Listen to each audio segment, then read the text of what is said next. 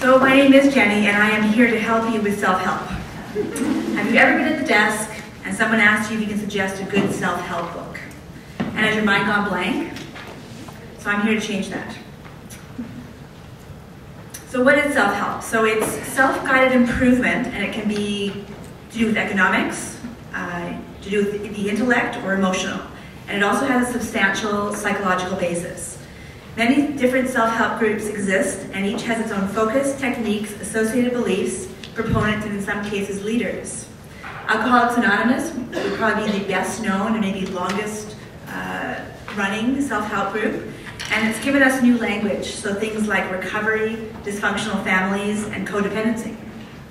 So self-help is about getting information, finding a support group, maybe on the internet or in person, where people in similar situations join together. So potential benefits include friendship, emotional support, experiential knowledge, identity, meaningful roles, and a sense of belonging. So behind me here are some of the keywords that you might be using to look for some self-help.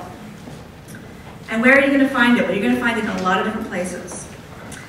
And some of you might think, well, I'll just go to the 158 section and be done with it. But no, you're missing out on a lot.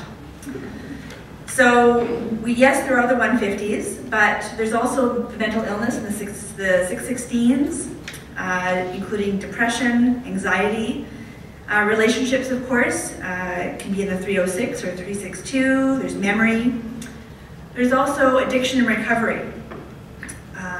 There's techniques, there's emotion, there's grief. Dating advice is in that weird 646 section, so kind of between parenting and cooking. So there's also, business books actually have a lot of self-help for people who wouldn't be caught dead in the 158 section. So they're written a lot for business people, but they'll say, oh, but you also could use this in your life, okay? So the 650.1 section has a surprising amount of self-help in it. And of course, novels and poetry.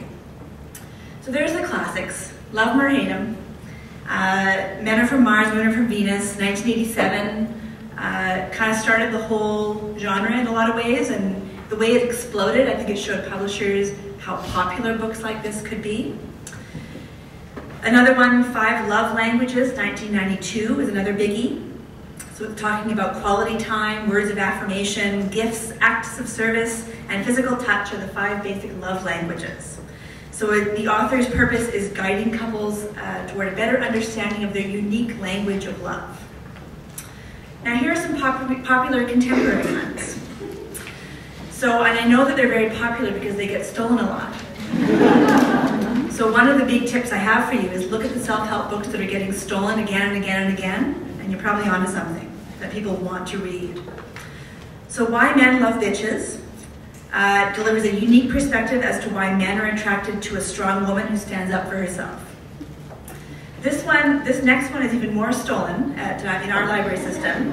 Act Like a Lady, Think Like a Man by Steve Harvey, 2009.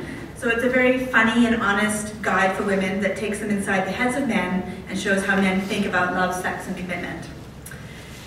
2 other ones that you've probably heard of is He's Just Not That Into You, which is based on a popular episode of Sex and the City. So it teaches otherwise smart women how to tell when a guy just doesn't like them enough.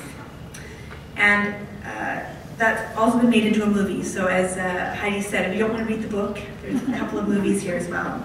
There's The Happiness Project by Gretchen Kraft Rubin, which is another recent one that hit it really big.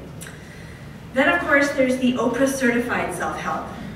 So you likely, whether you like it or not, are quite familiar with these titles and authors. So you'll recognize names like Eckhart Tolle, Deepak Chopra, Dr. Phil, and Suze Orman. There's some other very famous ones as well that patrons still ask for. So we're still looking at Dale Carnegie and Robert Atkins, the Dalai Lama, Stephen R. Covey, Anthony Robbins, Wayne Dyer, Rhonda Byrne, Gail Vaz Aucklade, and Mitch Albom.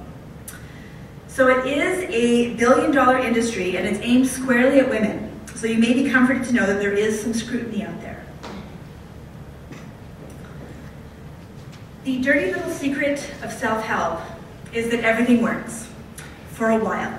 It's the placebo effect. So just by intervening in the current situation or the status quo, by focusing your attention on something and consciously paying attention, you will get some results. Some common misconceptions about self-help is it's a cult. Well, good self-help is not a cult. The other thing is you might think I'm too smart to need self-help. But just take a chance that it will at least cover the basics, embrace humility, and the power of simple ideas repeated, because you don't know everything, you can't, and no one can. Sometimes people say, I read it and it didn't work. Well, there is no magic bullet. You have to make it work. There are 3 criteria for evaluating whether self-help is good or bad. The first one is tailored guidance. So does the author offer advice that is special to a targeted audience? The second one is accuracy. Does the author offer advice that is accurate, ethical, feasible, and appropriate? Does the advice conform to established norms in the field? And the third one is forms and features. So nonfiction readers have a strong expectation and preference for checklists, forms, self-tests, lists, and examples. So the value lies in actually doing it, taking the advice, and making the changes. The most important thing is to get started. One book isn't enough. You need to use several. So here are some of my recent favorites. Beyond Wealth. So here's a guy who made a living offering investment and financial advice. And, you know, we all get tired of doing the same old thing. So he started offering more life advice. But again, to a financial investment audience who he had built up. So people really wanted to hear what he had to say. And this is in the 650.1 section. Emotional Vampires. Dealing with people who drain you dry. Awesome book. Tamara recommended that one, yeah. Being Wrong. So it's all about the wonderful and amazing ways in which we are wrong about so many things so much of the time. Although it doesn't matter as often as you'd think, obviously, since we're still alive and well and talking about it. Just Listen. Discover the secret to getting through to absolutely anyone. So this is also in the 650.13 section. The Power of Habit, you may have seen this one. Why we do what we do in life and business. That is in the 158.1 section. The Cure for Everything. It's in the 613 section. Untangling the twisted messages about health, fitness, and happiness.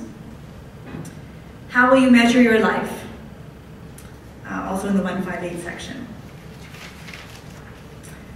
Tiny Beautiful Things, another recommendation from Tamarack, sitting right over here, yeah. So it's advice on love and life from Dear Sugar, which is a popular online advice column, which is interestingly in the 070 section.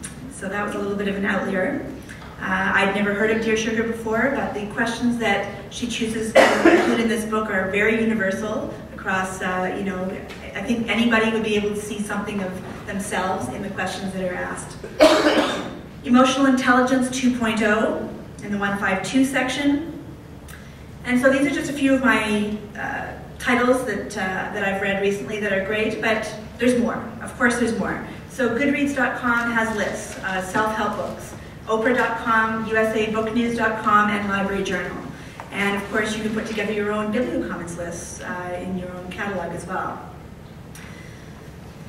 So if you do not read self-help, and you don't really want to read self-help, but you're thinking, well, okay, Jenny said some of it was really good, and maybe I should know a little bit more about it, this would give you a very quick introduction to the genre, and you just can't go wrong with this. So this will give you kind of a short version, I guess in an annotated version, of the really big names, classic names in self-help.